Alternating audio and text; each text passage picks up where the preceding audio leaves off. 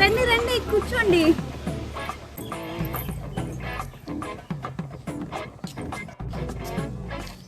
ఎలా ఉన్నారు? సరే సరే, ఏం తీసుకుంటారు?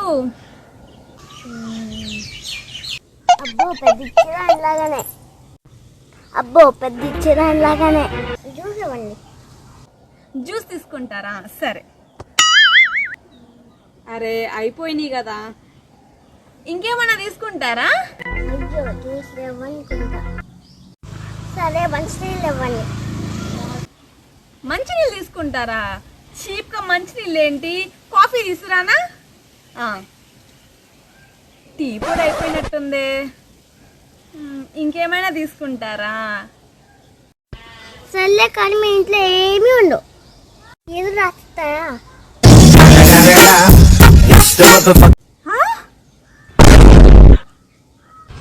ఇట్లాగే ఉండాలి.